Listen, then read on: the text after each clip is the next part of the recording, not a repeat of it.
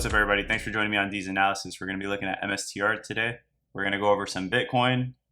We're going to go over indicators, and we're going to look at a couple of other charts as well. So we've been looking good. As we spoke about, we have this long-term trend line that's been established. Got a perfect bounce off of it. Now we're at this level where we kind of have to make a decision. This gray level right here, it's kind of this midpoint, anywhere from 343 to 355, 353. We want to get a close above here and hopefully get a bounce. We just opened on the market right now. It's 9:33 a.m. where I'm at. Bouncing upward. So let's see if we can get that continued move up.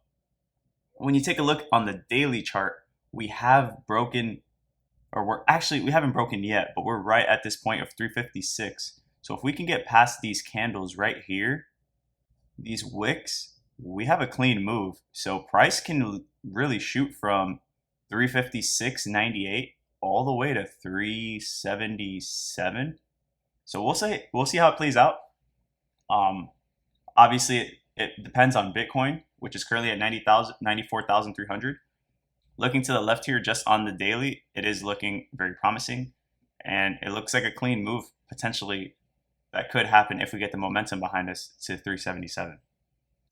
And we have broken out of this downward sloping trend line. Now I do wonder, when you break out, usually when you break out, you get a retest of this trend line.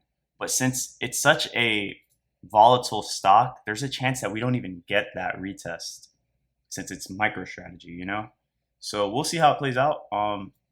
Right now, honestly, if we were to, it looks like we just broke, actually, as we speak, we broke this wick. So let's see if it actually makes that move that we're talking about, a clean move at 377. We'll see. Once we get to this 377 level, now what we're going to be looking at is this large area right here, this large gray area that I have. That is the pull in the bearish direction for this Fibonacci to the downside. So that is going to be a key level. We've been speaking about it. So we want to break that, but let's first focus on getting to 377. But that's going to be our next level of resistance for sure. We could get a strong bounce to the downside. Hopefully not. Hopefully we rip right through it. I want to be absolutely incorrect here. I want to be wrong. I want price to absolutely skyrocket through here, close, retest, and then move up higher. That's what I want to see. But I'm being realistic, and there's a strong chance that we get some kind of rejection, even if it's only temporary for half the day or something.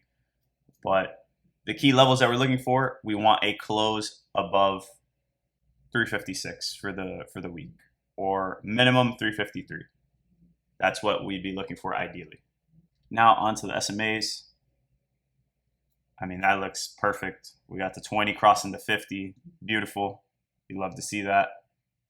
And we're getting a strong bounce off the 20 week. I mean, that's money right there. Hopefully it continues. Hopefully it's not short-lived. And we're going to take a look here at the Bollinger Bands. We're at the red band. So the red band's starting to curl up. So hopefully we just start hugging it and pushing up along with it. On the weekly, we also want to see that close above this Bollinger Band and this horizontal level of support or resistance, which is what we just spoke about previously.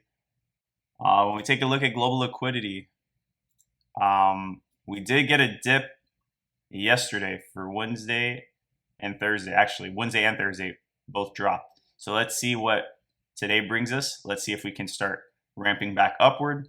It's always good to take a little break when it comes to these kinds of things. It's just like any other stock. You know, you see these large moves up. You don't want to keep seeing it like that. You want a stair step up that's going to show a steady increase in price for Bitcoin as we continue up, which will be a sustainable move as we ride up, you know, to the mid 100s and so on. So that's what we want to see in price. So we want to see global liquidity kind of do the same thing. These spikes are okay, of course. I mean, this is where you make all the money at, so I'm not mad at it, but we definitely want to see something consistent as we make our way up. The global liquidity is looking amazing. It looks like 85 days was the lag that we were looking for, and it's been running for a total of 99 days. If we were saying this is a peak, which I don't think it is, but if this were the peak and we take it out from this, that would take us out to, the reason I'm measuring from here is because this was the low on Bitcoin, by the way. 99 days would take us out to August 29th if we ran as long as global liquidity has. Now we're going to take a look here at the Bitcoin chart, which has been looking very good.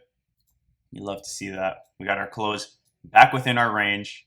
This is the range that we were saying that we wanted to be in. We wanted to be in this range, and we just closed back above it. On Tuesday, we got 2 nice wicks off of it. Looking super, super bullish. I love to see that. This was a nice green hammer right here. Very, very bullish. On the 1 hour, I did say that, I think it was around this time here. I was saying it looks very, oh, I'm sorry, here. It was over here. It was looking very bullish. So I had 2 ideas in my head where we could break out. And if we crack 95.2, then we see 96.5, which we're still in the midst of that right now. And the other scenario I did see was rejection here and creating a double bottom, or a double top, sorry. And the double top would really be established once we crack this, because now you look to the left and you don't have much traffic. You maybe stopped a little bit here, but if you were to crack this and then crack this level, it's a long way down back to maybe high 80s, which we definitely don't want to see. I definitely don't want that to happen. So, but I wanted to be wary of that because I saw it like this, or actually it was like this. So this was the setup, essentially looking like it was forming a double top. So, and then I saw this wick right after, and I was saying, man, this is a lower high. So there's a strong chance that that could have been a double top. But it looks like Bitcoin has prevailed and is stronger, and we have more bulls in the market, which I'm all for. I love to see that. Anyways, we're gonna go to the SMAs on the daily. We're looking very good. We're above the 200. We definitely got to hold that. That's a key level. And here on the 20-week, very, very important level. Close here, maybe retest it and push up higher in the upcoming weeks. On the Bollinger Bands, we have the same concept. We are hugging the red. We close outside, but we're just moving sideways, hugging the red. Hopefully we can continue hugging it all the way up to mid 100s and we get a crazy ramp up in price. And on the weekly, it's the same concept with like the SMAs. We want to get that close above this blue, maybe retest and push up to the red. That would be the ultimate goal, at least in the short term. The RSI is looking good. We did break that moving average, the yellow line. We got a bottoming pattern. It's looking very bullish on the weekly.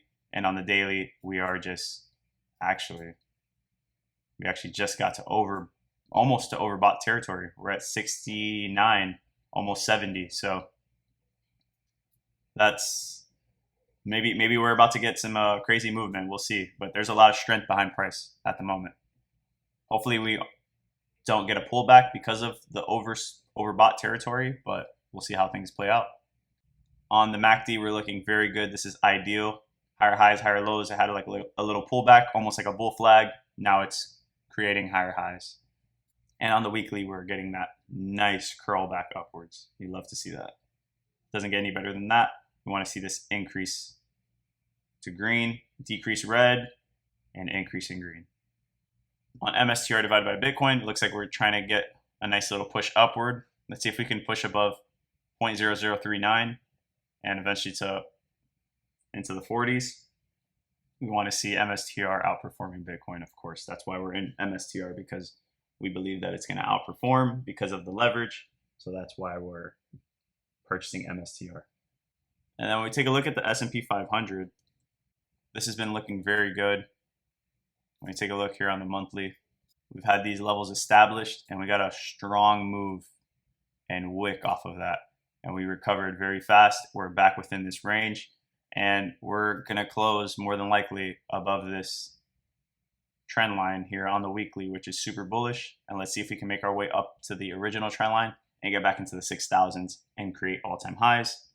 That would be super bullish for Bitcoin as well, because now you have the main index fund rallying up, which is going to run everything up in the entire market.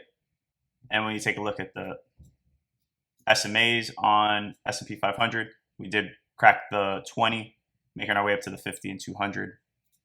And on the weekly, we are underneath all three. So that's going to be a strong level of resistance above our head. But once we clear these, price is probably going to explode. And Bitcoin continues to outperform the S&P 500. We'd love to see that. This is the new thing to do. Buying Bitcoin is the way to go. As you can see, look how it's outperformed since 2022. I mean, Bitcoin's been ramping up. S&P 500 has not been keeping up at all. And it's starting to create that next leg up. It's almost created somewhat of a bull flag here, or how high this takes us up to. As you can see, we had that bull flag. Let's see if the measured target takes us up to 500 million.